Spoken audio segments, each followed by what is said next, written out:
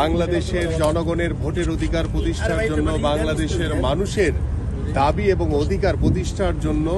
দীর্ঘ 17 বছর ওই স্বৈরাচার শেখ হাসিনার বিরুদ্ধে আন্দোলন করেছেন, সংগ্রাম করেছেন এবং যার অক্লান্ত পরিশ্রমে 24-এর গণঅভ্যুত্থানে ছাত্র জনতার বিপ্লবের মাধ্যমে আমরা স্বৈরাচার মুক্ত একটি বাংলাদেশ পেয়েছি। সেই গণতন্ত্রের অনন্য প্রতীক আমাদের বাংলাদেশ জাতীয়তাবাদী দল বিএনপির মাননীয় ভারপ্রাপ্ত চেয়ারম্যান জনাব তারেক রহমান দীর্ঘ 17 বছর পরে বাংলাদেশে স্বদেশ প্রত্যাবর্তন করতে যাচ্ছেন এবং তার এই স্বদেশ প্রত্যাবর্তনকে আমরা বাংলাদেশের ইতিহাসে একটি ঐতিহাসিক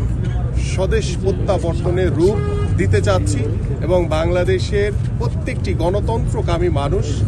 বাংলাদেশ জাতীয়তাবাদী দলের প্রত্যেকটি নেতৃবৃন্দ এবং বাংলাদেশের সকল সাধারণ মানুষ অপেক্ষমান রয়েছে আমাদের বাংলাদেশের,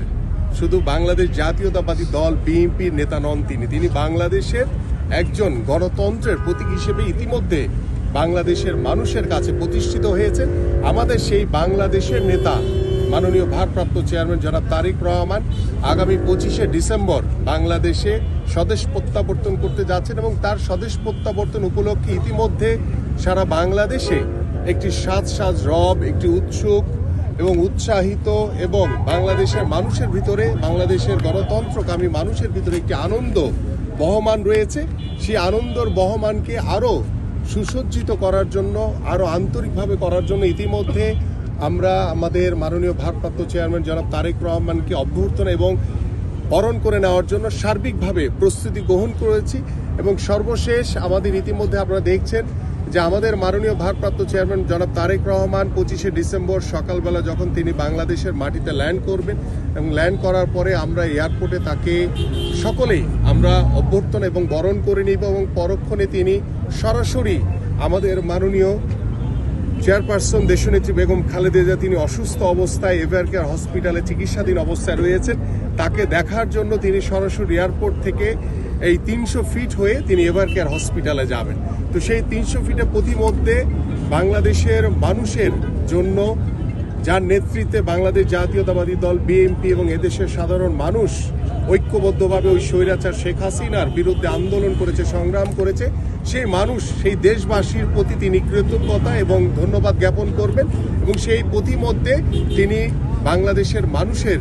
কাছে তার ধন্যবাদ এবং কৃতজ্ঞতার মাধ্যমে তিনি সংক্ষিপ্ত বক্তব্য রাখবেন এবং বক্তব্য দেওয়ার পরে তিনি তার অসুস্থ মা, বাংলাদেশের গণতন্ত্রের মাতা আপসীর নেত্রী দেশনেত্রী বেগম খালেদা জিয়াকে দেখতে এভার কেয়ার হসপিটালে যাবেন এবং তার সাথে কিছুক্ষণ সময় থেকে তিনি পরবর্তীতে তিনি আমাদের এই কুড়িল বিশ্ব রোড হয়ে, রেডিসন হয়ে এবং বনানী কাকুলি দিয়ে গুলশান 2 নম্বর হয়ে তার বাসা ফিরোজাতে তিনি ফিরবেন বলে ইনশাল্লাহ আমরা আশা করছি। তিনি তার সাথে প্রতিনিয়ত কথা হচ্ছে, তিনি অত্যন্ত আবেগ আপ্লুত এবং তিনি অত্যন্ত কৃতজ্ঞ চিত্তে